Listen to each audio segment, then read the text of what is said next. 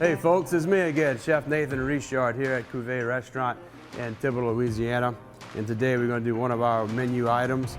It's a duck popper sandwich. That's right, duck popper sandwich. This is just a duck that we got, a Peking duck. Again, you can look at it about the size of a speckle belly, in my opinion. What we'll do is we'll just show you how to butcher them down real quick. Again, I'm the type of chef that does not like throwing anything away. So I try to use all parts of that animal. We got his head that we'll use for stock. I like to make little galantines out of them sometimes. You can take this meat and actually make sausage with them. You can stuff that with sausage, force meat, anything you want. Trim his wings. Just got to find those joints. Sometimes they're trickier than others. Again, you can take those, use that for stock if you want. Or sometimes some restaurants will actually fry them up and serve just that wings. And you can actually, if you wanted to cut the actual flapper off right here, or the actual drumette, you can do that as well, but we'll leave that on there for cooking purposes. Feet. I'm a huge fan of eating duck feet and duck legs.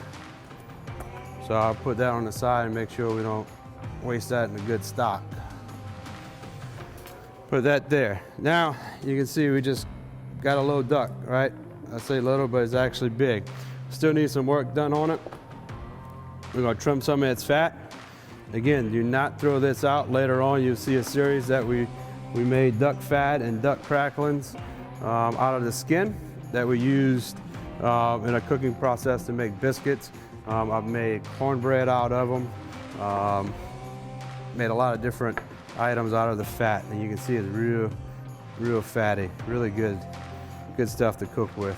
Treat it like lard if you want. You render it down, low heat, and you got duck lard if you want at that, okay? Throughout the season, you know, you're cleaning your ducks. Again, you can save the heads, you can save your feet, you can save your skin, and keep piling them up so you get a good bit of them. And then you can make a big batch at once, right? Your duck stock if you want, your duck feet. You know, if you're not a big feet person, throw them in a stock, right? That's how you make them. Roast those heads real good and then build your stock. Same thing with the skin. Keep piling them up. You got your livers, you got your gizzard. That's all good eating in my opinion. I never throw that out. A good duck fried duck liver or something like that.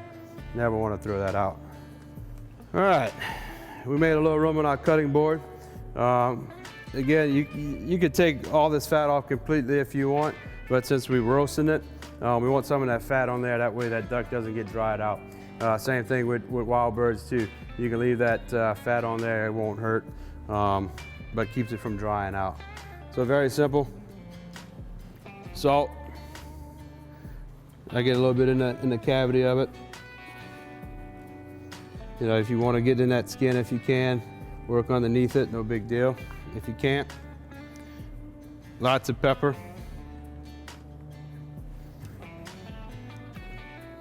Make sure you flip that bird over and do it on the other side too. Salt. And then pepper on that, okay? Get it in there.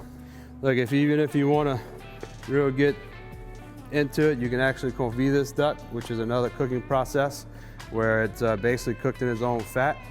But that's a 3-day process to actually cook them, cure them, and then slow cook them for about 12 hours at about 225. But today, we'll save that for another cooking episode. So we get them in there, we got our roasting pan.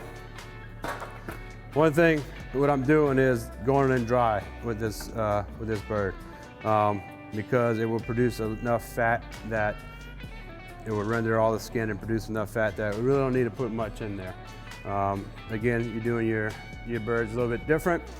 Throw in some onions, carrots, that mirepoix in there. Make a nice rice and gravy out of it too if you wanted to, but this process is different. So into the oven we go. All right, so we had our duck cooking. We had it at about 425 for the first 30 minutes to get that skin nice and brown. Then we turned it down to about 250 for about an hour and a half. And as you can see, we got it pretty good. cooked right there. And another thing, you got all that fat right in there, all right? Yeah, it looks a little bit dirty, but a little pro tip, you get a coffee filter, strain all that, double it up, triple it up, whatever you gotta do, but I would not throw away that liquid gold right there. I think that's probably better than bacon fat, in my opinion.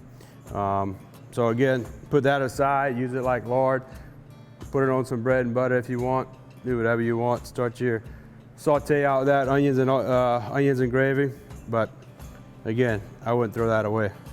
So then we'll start moving out the skin. One thing that's skin, unfortunately, you gotta throw it out. You can't fry it, you can't do anything with it.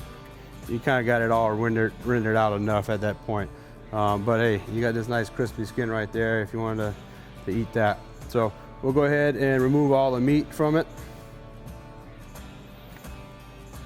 Just be careful, make sure you don't get any tendons, any pin bones, anything like that in your mix, okay? All right, now we got all that duck picked, ready to go. Yeah, that looks good. Now to make the sandwich. Take a little Tabasco pepper jelly. Again, you use any type of pepper jelly you want. We got a little cream cheese softened. Mix that all together, and you just got a nice little spread, right? Cream cheese, pepper jelly. You can use any, there's a jalapeno flavor they have. Use any color, any kind of pepper jelly you want. You want to make your own, go for it. Again, sky's the limit on these dishes. All right. We got some house-made bread, a little wheat and honey wheat bread that we'll make our sandwich on. Cut some nice slices out of it. This is one of those dishes where, it comes off that classic duck popper. You take that duck breast, you put a little cream cheese, you put a little jalapeno, you wrap it in bacon. Guess what? You got all that on a nice sandwich right now. So we'll take our pepper jelly cream cheese, spread that on.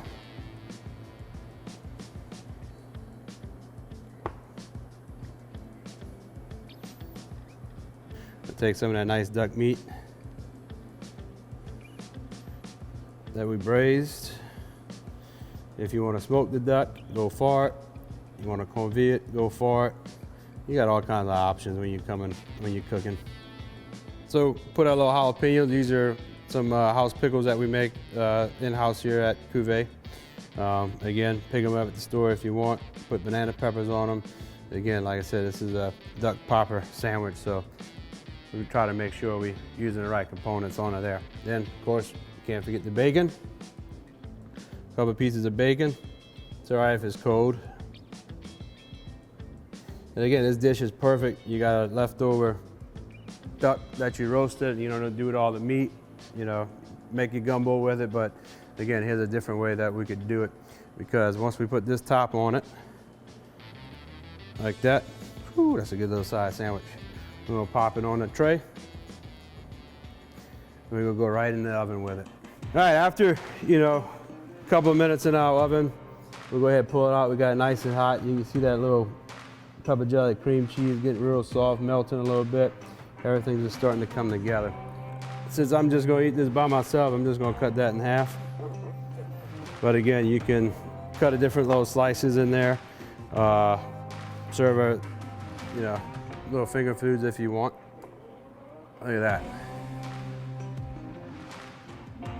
Your duck popper sandwich, bacon, roasted duck, jalapenos, that pepper jelly cream cheese in between some honey wheat bread. Do yourself a favor. If you can't make this at your house, come down to Cuvée in Thibodaux. We'll make it for you.